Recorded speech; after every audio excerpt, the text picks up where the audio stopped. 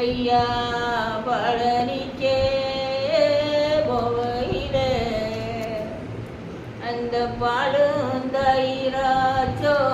Subbaiah Palani மலவேதோ பிடிக்கலாமா